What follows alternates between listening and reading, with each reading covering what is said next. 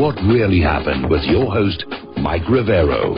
The history the government hopes you never learn. Here is your host, Michael Rivero. And aloha, America. Welcome to our show today. It's Thursday, March 30th, 2017. Sure happy it's Thursday. Sure happy it's Thursday. Sure happy it's Thursday. We've got a lot of stuff to talk about today. The phone lines are open, 800-313-9443. And a quick little program reminder, the Lady Claire will be joining us in hour number 3 of tomorrow's show. Saturday, of course, is April 1st, or April Fool's Day, although personally I think the real April Fool's Day is April 15th, but that's another matter entirely. So please be on guard for hoax stories. They're already starting to float all around the place. Be very, very careful before you post something somewhere that you know it's a real story and not somebody's idea of a giggle, as it were. Now, we are continuing to see the repercussions coming out of this video that came from MSNBC, in which a former Obama official admits they spied on Trump. Now, this is Evelyn Farkas. She was the Deputy Assistant Secretary of Defense under Obama, saying that, yes, Obama was collecting intelligence on the Trump team. And there's a couple of interesting things there. Now, she's out there saying it's in the context of we're investigating Russia, investigating Russia, investigating Russia. We now know that whole Russia thing is a lot of nonsense because their entire case for Russian interference in the election rested on CrowdStrike, and CrowdStrike has now self-destructed their own credibility. And remember, that second FISA warrant was based on a hoax website. Somebody set up a website to look like it belonged to the Trump campaign, and it did not. So it's all based on lies, fraud, and deception. So there's still time to justify the spying in terms of the Russian investigation. But here's what's really interesting, okay? Evelyn Farkas resigned in 2015, so how is it she's getting access to Trump-Russian intelligence following the election, leading up to the inauguration?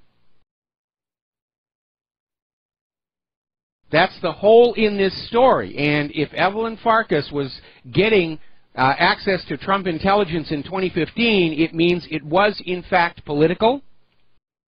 It is a new Watergate. They're just trying to blame it on Russia like they're blaming everything else on Russia. There's a big, big stink there, and it's rather... well, I'm not going to use the word amusing. If it wasn't so important, it would be amusing to see the entire establishment, all of Congress and the corporate media just standing there saying, we don't see it and we don't hear it and you can't make us nya, nya, nya, nya, nya, nya, nya. But it's definitely there. Now, the U.S. Senate's probe of Russia's alleged interference in 2016 is going to conclude soon, and their committee leadership is very much on board with this whole Russia did it, Russia's evil. And this is from the Senate Intelligence Committee under the control of Senator Richard Burr and Senator Mark Warner, both of whom are fully on board of this thing about, oh, Russia's interfering with the election, Russia interfered with our election, how dare they? It's okay for the United States to interfere with elections around the world because we're the United States, but how dare Russia do it to us? And their entire story breaks down very quickly on just one point.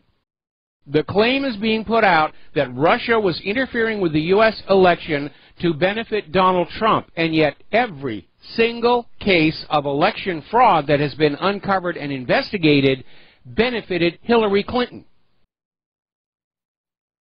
So the story just does not work out. They have not found any election fraud that benefited Donald Trump. It all went to benefit Hillary Clinton. The illegal immigrant voters, the dead voters, places where there were more votes than registered voters, all that stuff, all of it favored Hillary Clinton.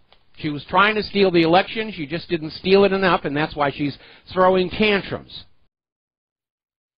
Now, Dick Cheney, Hillary Clinton, all the leftists are uniting to continue to push this Russian hacking narrative and provoke a new Cold War and get us all hot and bothered about Russia. So we're not paying attention to the considerable body of evidence of corruption in our establishment here. Don't look at our corruption. Look at Russia. Russia's the bad. They're bad. We're good. They're bad. Go hate them. Hate them. And so you can almost smell the panic, because they understand the American people are now awake starting to do their own due diligence and finding out what's really going on. They've lost control of the minds of America. They had this wonderful tyrant's paradise where the government would tell the media what to tell the people to believe, and the corporate media would tell us what to believe, and poor, naive, innocent, trusting souls that we were, we believed it. And we got used. But you know the old saying, fool me once, shame on you. Fool me twice, shame on me. So we're seeing all these articles come up all over the world on how this CrowdStrike has self-destructed because they claimed that they had proof Russia was hacking the Ukraine military computers, and that was the reason Ukraine suffered a major defeat in their battle against the Eastern Ukrainian republics. And then other cyber experts weighed on in and said CrowdStrike's methodology doesn't work. They're guessing. They're just making stuff up to come to this conclusion. And CrowdStrike was forced to back off and say, yeah, we made a mistake there, and we're retracting all the allegations about Russia and Ukraine. But when they had first come on out saying they had proof Russia had hacked the DNC computers, they made a point of saying, we're using the same technology that we used to prove Russia was hacking the Ukraine military. Well, obviously, if it's the same technology and it's been discredited in Ukraine, it's discredited here. And yet our liberal establishment, the corporate media, are still treating this Russia hacking story as if it's beyond question at this point. Don't trouble us with the facts, logic, and law. We know Russia's the bad guy, and if you're a loyal American, you will believe Russia's the bad guy, and you will throw your babies onto their bayonets when we tell you. Not bloody likely on that one. We're going to do a quick shout-out to our honor affiliates who are just now rejoining our network. And, of course, we're starting to see more and more of the independent media go on back and say, okay, we know that all this Trump, Russia, Russia, Trump, Putin, all this stuff has no factual evidence behind any of it. Let's start looking at those things that we do have evidence for. The abuses of the Clinton Foundation. The email server. Remember, Judicial Watch has just released a bunch of the emails found on Anthony Weiner's sexting laptop, which included classified information sent through non-secure channels and included emails that had not been turned over to Congress. Remember when Hillary Clinton said, we've turned over all the work-related emails? Wrong. She didn't. They found more of them. Where's the congressional investigation into that? Where's the corporate media reporting on that? It's not there. Then you've got the Uranium One deal. There's a huge paper trail about how this joint Russia-Canadian company came on in, wanted to buy up 20% of America's uranium ore, and Hillary Clinton was pushing for this deal, and at the same time, vast amounts of Russian money poured into the Clinton Foundation. They're not looking at that either. In fact, CBS came on out and said there's no credible source that backs up the claim that the Clintons got paid for the Uranium One deal. Because if they talk about the Uranium One deal, then by default, they cannot be credible. That's the thinking there. You're only credible if you are in conformance with the established lies.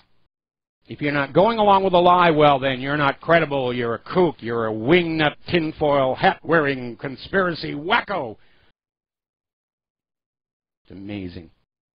You can start to smell the panic out there. Apparently, John Podesta has slapped the Daily Caller with a cease and desist letter regarding the story they ran that Podesta may have violated federal law by not disclosing 75,000 stock shares on his financial disclosure form. And what made this questionable was these 75,000 shares came from a Kremlin-financed company. And when he joined the Obama White House in 2014, he just sort of forgot to mention this. Now, the paper trail is there. Podesta did own this stock. The stock is with this Russian-linked company. And the attitude coming from Podesta and the rest of the establishment is, yes, we're committing crimes, but you're not supposed to know. We worked very hard to get the corporate media not to report to you the crimes that we're doing, and how dare you in the independent media not go along with that? You can almost smell the panic out there where the establishment is now claiming we're all Russian stooges. Remember when the Washington Post listed all these websites, they're arms of Russian propaganda, and we even made a coffee mug to celebrate the accomplishment. And then the Washington Post had to back off the story because their source merely listed all websites that linked to Russia Today, which is hardly any kind of indication we're actually working for the Kremlin. We're just reporting the news. And they're out there now saying, well, you know, they're obviously not patriotic. If they're reporting on the truth, you know, if you're a patriot, you will believe the lies, you will support the lies. See, there's a big problem for the U.S. government. They have gotten by with lying to you, the American people, so long. They don't know any other way to work. They absolutely cannot think of any other way to run the United States government than lies, fraud, and deception. And when the independent media takes away their ability to lie to the public with impunity, they're in trouble. Apparently, it would never occur to them to actually go back and try and run a civil government based on the Constitution and the Bill of Rights. Where's the fun in that? Where's the profit in that? And again, we're seeing this schism opening up between the liberals and the conservatives, apparently out in the city of Berkeley, not the university, the city of Berkeley, California. The city council got together and voted through a resolution calling for Trump's impeachment, saying that he's undermined freedom of the press and has conspicuous connections with Russian officials. Well, 2 points I want to make. First of all, as president, he's supposed to talk to Russian officials. That's part of the job. It's in the job description. You will meet with the leaders of foreign nations and you will come to some kind of a deal with them or declare war on them, one or the other. Now, as far as undermining freedom of the press, Trump has done no such thing. All he's done is pointed out, as we in the independent media have done, where the corporate media is engaging in lies and deceptions. And I have a hunch that when the Founding Fathers wrote that First Amendment, guaranteeing freedom of the press, it wasn't to give the press a right to lie to the American people, even though there is no law that prohibits that. I'm pretty well convinced that First Amendment is there to protect the truth, not to protect lies. Trump hasn't done anything to undermine freedom of the press. The corporate media is self-destructing because the American people now see the lies. Whether it's Saddam's nuclear weapons, or Assad's sarin gas, or whatever. I mean, it's a huge, huge laundry list of frauds and lies. And the American people are sick of it. Nobody likes to be lied to. Especially on cable TV, where you're being billed monthly for the privilege of being lied to by the corporate media. So it's really getting very, very silly. And I dread the fact that there are probably people within this ultra-liberalist, Trump is not my president cadre, who are willing to start a civil war in the streets of America. And that would be a real disaster. I don't want to see it happen for multiple reasons. I don't want to see ordinary, non-involved people being killed. I don't want to see homes being burned. But more importantly, no nation has ever survived a civil war inside while fighting multiple wars outside.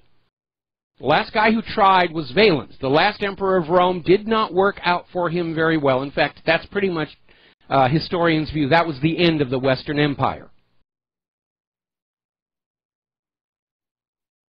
So apparently, in getting on back over to the Senate Intelligence Committee, Chairman Richard Burr and Vice Chairman Mark Warner are now out there saying that there were Russian bots that were interfering with the U.S. election, and the swing state losses are all the fault of these Russian bots that were out there pushing stories that were bad for Hillary Clinton and good for Donald Trump. They didn't need bots. We were all doing it.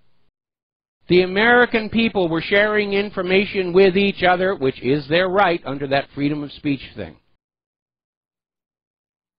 And what they're trying to do is they're in thrash mode. They understand that that CrowdStrike case has evaporated. So now they're out there just trying to make up anything to keep this meme going, this idea that Russia hacked the election to benefit Donald Trump. Even though, as I mentioned before, every incidence of election fraud that has been uncovered and investigated all favored Hillary Clinton. And that's all you got to keep in mind. So,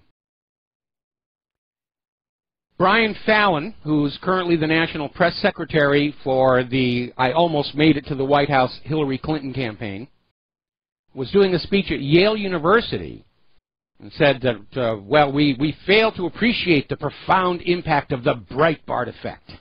It's Breitbart's fault that we lost the election. And it's another reminder, Hillary's people are still in denial. They're looking for a scapegoat for her loss. It's Breitbart. It was the Russians. It was the independent media. The stars were against us. Whatever. Anything to avoid a very simple truth. The American voters just don't like Hillary Clinton. The American voters are well aware of the long history of crime and corruption of the Clintons.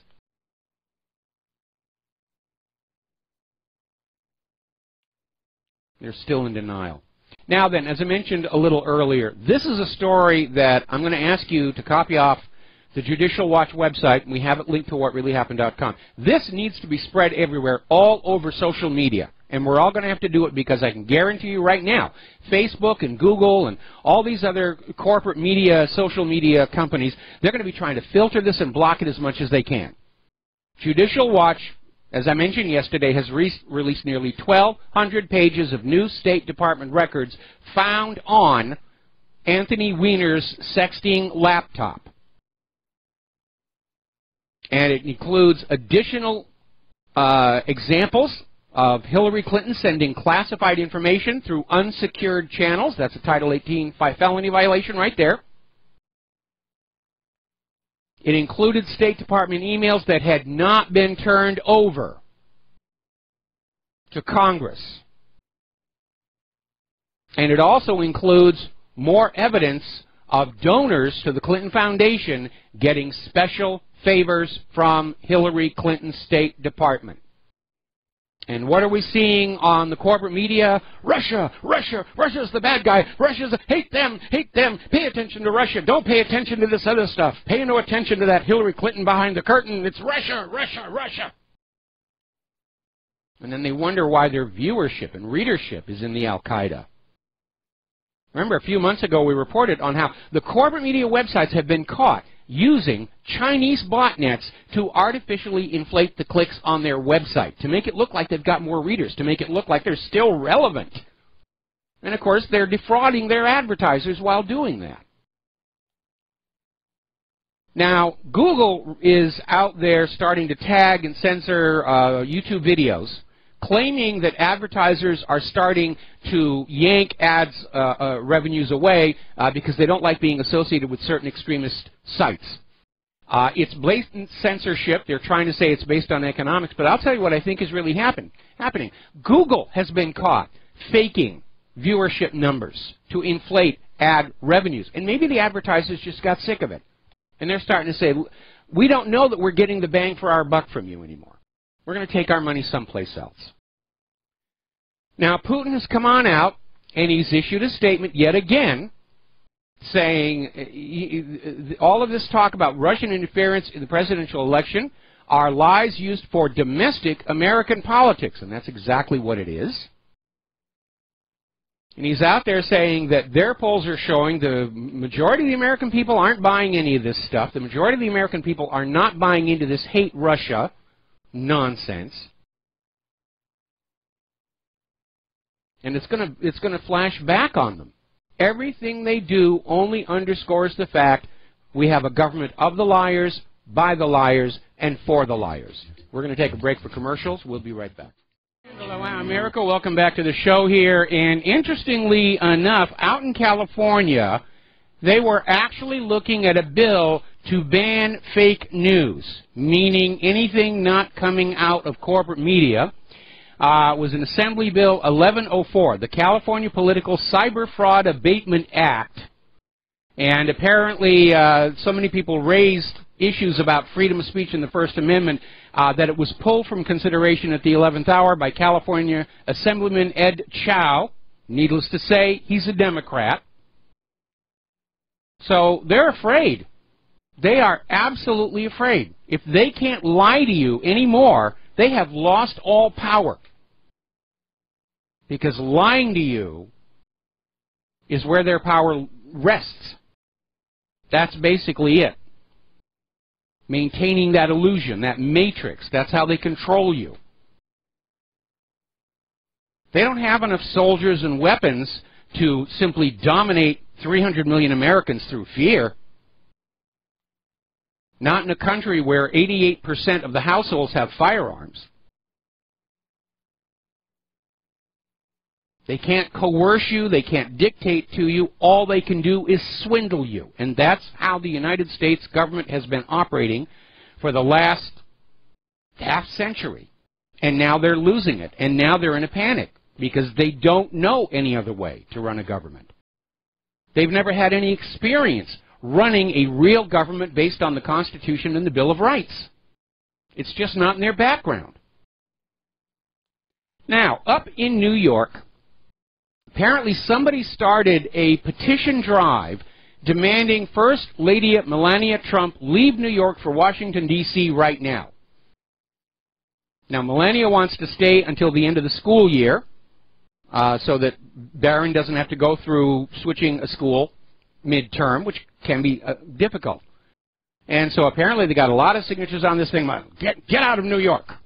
And that kind of weirds me out, more than I can tell you. Because I thought New York City was a sanctuary city where all immigrants are welcome. But apparently not. Not this particular immigrant. You get on out of here. We don't want you here.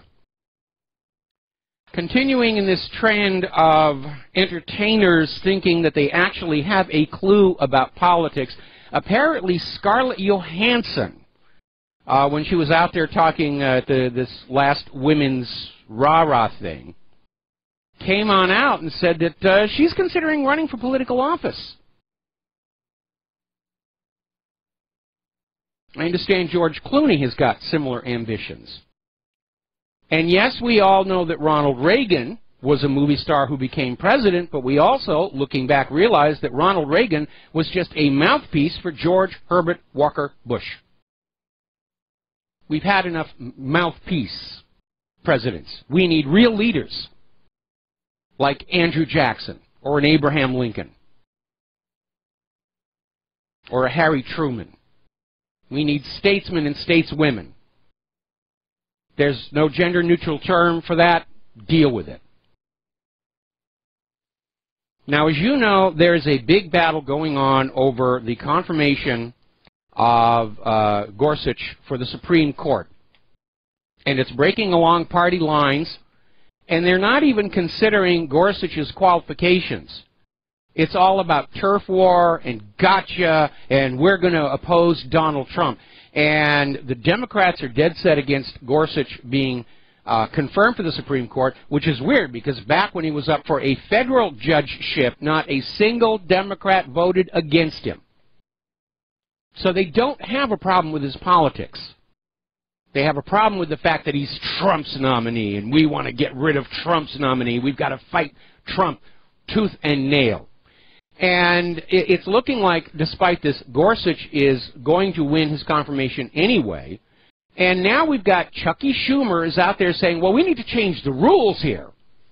You know, we should make it that a Supreme Court judge gets at least 60 votes in the Senate. Which is weird because back in 2013, Schumer was saying it should be just a straight up or down vote. In other words, we're going to change the rules until we get the result we want. We'll be right back. Aloha, America. Welcome back to the show. Now, the New York Slimes has come on out with a story. They've identified newness sources within the White House, and here are their names. Ezra Cohen-Watnick, the Senior Director for Intelligence in the National Security Council, and Michael Ellis, a lawyer who works on national security issues at the White House counsel's office and formerly worked on the staff of the House Intelligence Committee. Huzzah, huzzah, we've got the goods. Nunes was talking to White House staff, blah, blah, blah, blah, blah. The New York Times has just committed the exact same offense that George W. Bush did with Valerie Plame, outing people with connections to the intelligence community. And further on down, even this article in the Times acknowledges the reason Nunes went over there to the White House is because he was asked to meet these guys in a secure location in the White House where people can view classified reports. We mentioned this the other day. The classified information are on a separate computer network that does not connect with the outside general internet. So when we found classified information on Hillary Clinton's private email server, it's because somebody put it on a flash drive and walked it over. But I digress. Nunes needed to see some documents, and they said, you have to come over here within our controlled environment and look at the classified materials here, and that's what he did. And the Democrats on the House Intelligence Committee are trying to make a big deal about it. Oh, he's coordinating with Trump, he's colluding, he's obstructing, we've got to get rid of him. And it's just turning into chaos over here. It really is now. Obviously, at this point, the Senate Intelligence Committee is going to come on out and say that even though they don't have any actual evidence of Trump-Russia collusion, that they're pretty much convinced, you know, from the preponderance of suspicions, there's way too much smoke, there must be fire, we just can't find it. The House Intelligence Committee under Nunes is out there saying, we can't find any evidence. And there is where the political aspect of this comes into view. The House Intelligence Committee is saying, we can't find any evidence, and the Senate Intelligence Committee is saying, we don't need any evidence, we want tar and feathers right now.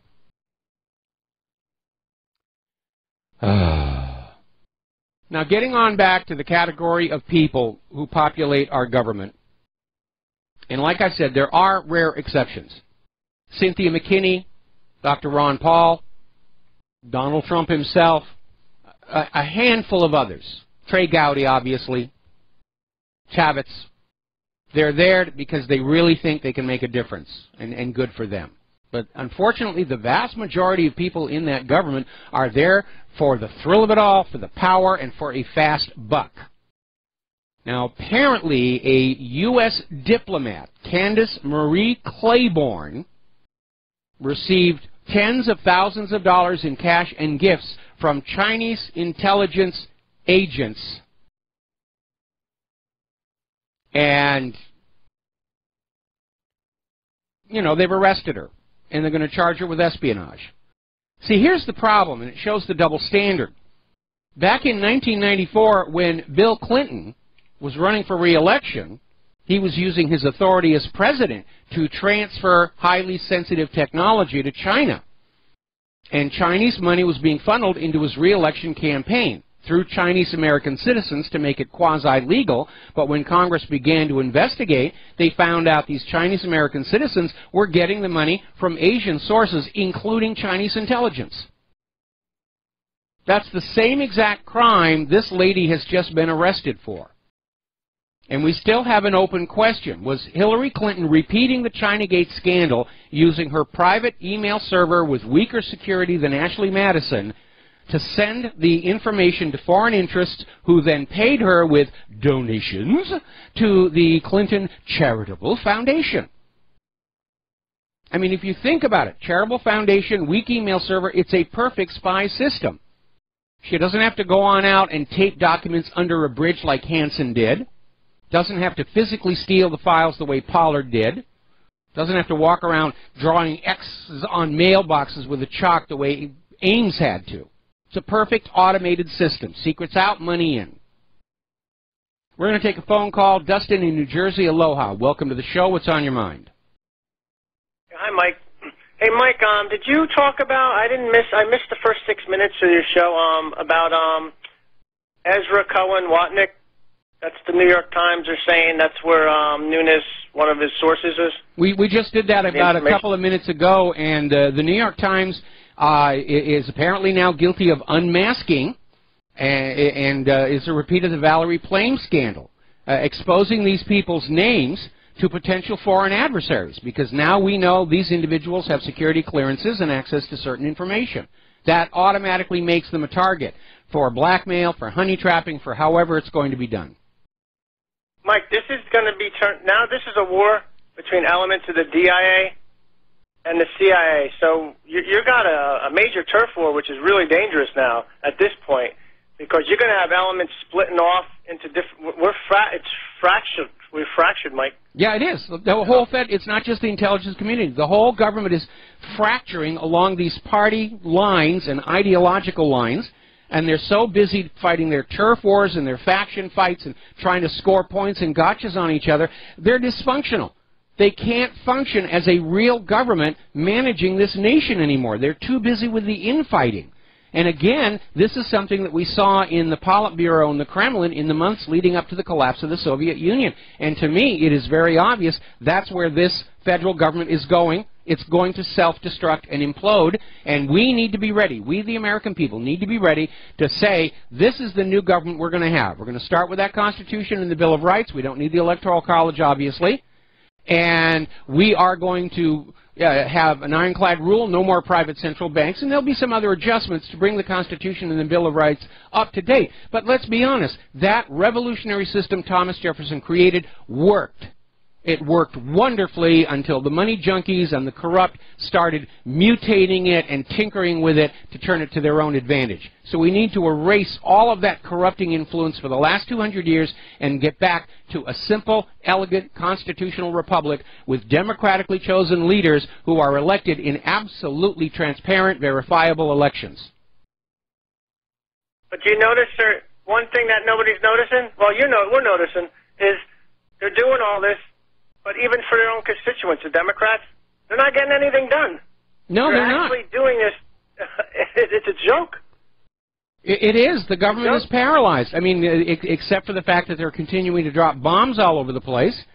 Nothing is getting done. Every time Trump wants to go on out and try and get something moving, the obstructionists in Congress say, no, we're going to sit still. I want to improve the health care system. No, you can't. We're going to keep Obamacare no matter how bad it is, just because it's Obama and we're opposing Donald Trump. It's a government that is in a state of paralysis.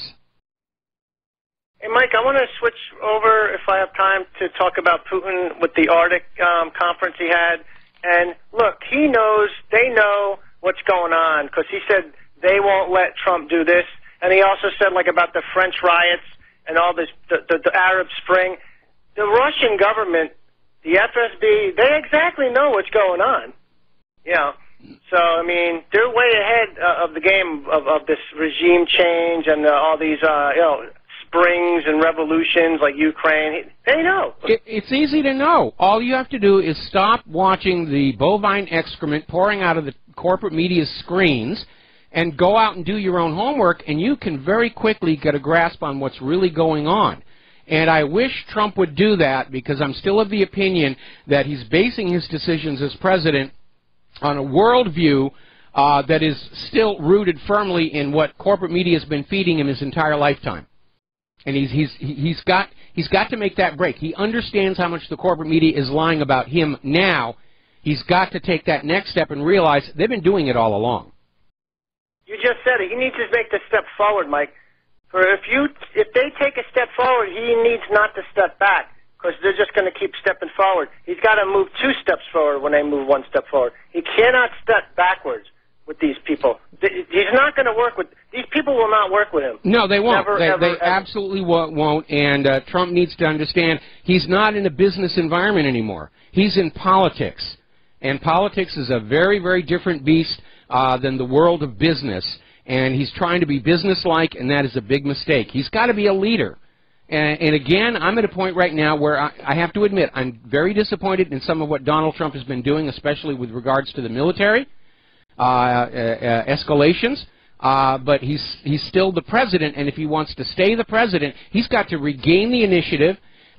He's got to do more than just go on out and tweet that it's time for an investigation into the Clintons. He's got to call up Attorney General Sessions and say there is ample cause here for a full independent counsel investigation into the Clinton Foundation, the email server, and the rest of it. Or if nothing else, Let's get Judicial Watch, let's get Freedom Watch, let's get Larry Klayman, and give them the resources they need and the legal authority they need to do the job for us.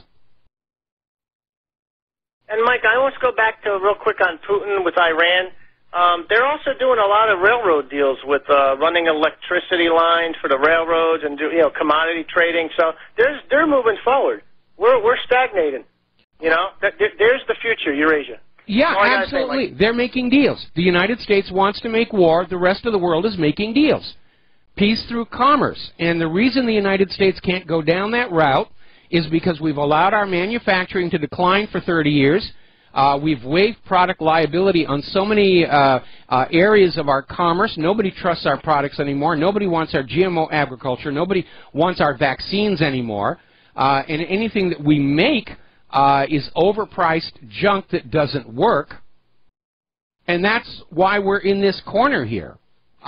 We've got nothing to hold up the economy other than forcing the world to borrow our Federal Reserve notes for cross-border trade and banking. The rest of the world doesn't want to do that. And that's the reason for all these wars. Conquer the Middle East, oil countries, shackle that oil trade to the U.S. dollar. Conquer Venezuela, shackle their oil to the U.S. dollar. And that's what they're trying. That's what is behind all of these wars, is an argument over whose brand of ink and paper we're going to be using for the next 100 years. This clash of civilization is actually a war between banking systems. And millions, possibly billions, are going to die if this thing gets out of control. So anyway, thank you very much for the phone call. We're going to let you go. We're going to get into the news from the war zones. It's still going crazy over there. There's an article that came out of antiwar.com which sums things up pretty clearly. U.S. wars are escalating across the Middle East with no end in sight. We're still stuck in Iraq. We're still stuck in Afghanistan. We can't make headway in Syria. We can't get into Iran. We're in a quagmire in Libya. We're in a quagmire in Yemen. And still the war hawks are out there saying, let's add a few more onto that list. By golly, there's no such thing as too much war. Yeah, there is. It's called losing. We all know who the aggressor is here. It's the United States and its allies. We know why they're aggressing.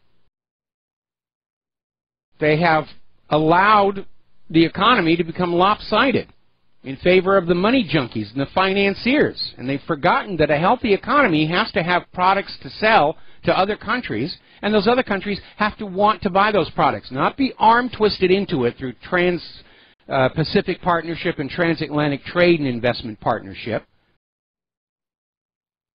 That's how the mafia sells the product. If you don't buy the stickers from us to put on your machine, something bad going to happen. It's exactly what it is. It's a protection racket. You will buy our GMO agriculture or bad things will happen to you. Now then, latest word is the Syrian army is regaining ground up in northern Hama, and that's a very, very good thing. Apparently the Syrian army and Hezbollah are fighting the terrorists near the Syria's border with Lebanon. And that is one of those situations where Israel's probably very tempted to send in more warplanes. And I hope reason will prevail, because Syria is now shooting at Israel's warplanes and threatening an outright missile strike into Israel if Israel doesn't mind its own business in this. Now, yesterday we were reporting that some of these formerly U.S.-backed terrorists were accepting Assad's deal, and they were leaving Homs. Well, there's been a clarification on that. About half of them have put down their arms and accepted the amnesty deal, and the other half have not, but the net result is they all still left anyway, and so it looks like Homs is going to be back under Syrian control very, very quickly. Meanwhile, all indications are that the U.S. Is getting ready to partition by force Syria. Just literally carve off a chunk of it for the future Kurdistan. So who's the aggressor here? It's not Assad. It's not Russia. It's the United States. Now, Tillerson is trying to make it look like we're going back to this idea that we're really thinking about what's best for the Syrian people.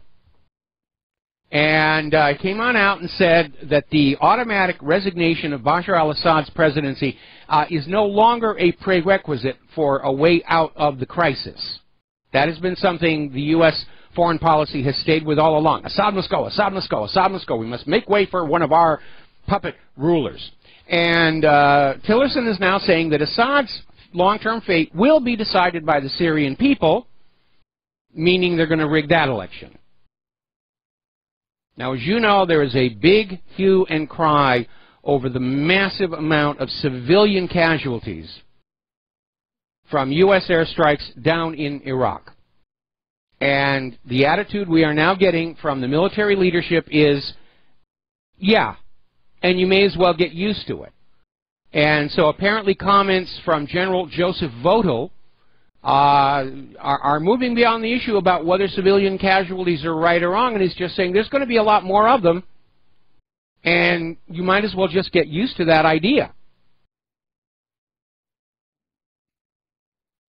Now, Turkish Prime Minister Binali Yildirim made an announcement today declaring that Operation Euphrates Shield, which is the name for Turkey's invasion of Syria, has come to an end. Well, not exactly. They've just given it a new name. But Turkey is still trying to invade Syria. It's amazing. It is amazing. We really do live in that media-dominated generation where they think they can change the name of something and will forget what it was before. And no, we don't. We don't do that anymore. All right, we're coming up here on another commercial break. We'll be right back after these few words from our sponsors. And aloha, America. Welcome back to our show here. And I'm sure you all remember ISIS. This was this media presentation that came out of these known Israeli propaganda sites like Site Intelligence and the rest of it. And there was this big theater presentation to remind us how horrible these people are. You know, ISIS was beheading people, and some of those videos and photos turned out to be fake. Then they really went and burned up a guy to show how desperate they were. ISIS is dropping kittens into blenders. ISIS is tearing the tags off your couch cushions, all this other stuff. Be afraid of ISIS, be afraid of ISIS, booga, booga, booga. And then it kind of faded off and went away. All of a sudden, we're starting to see a ramp up again of these media presentations about how evil ISIS is and how we have to be afraid of them. And two that sort of stick in my mind, apparently down in the Sinai, ISIS has beheaded 2 men for sorcery, which is intended to make ISIS look like a bunch of kooks along with being dangerous fanatics.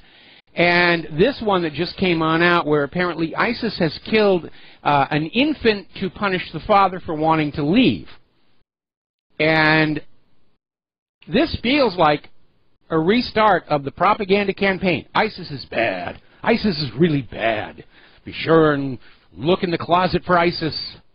Look under the bed. ISIS coming to get you. And so I think we can expect to see some kind of a false flag involving ISIS to try and escalate the war effort again.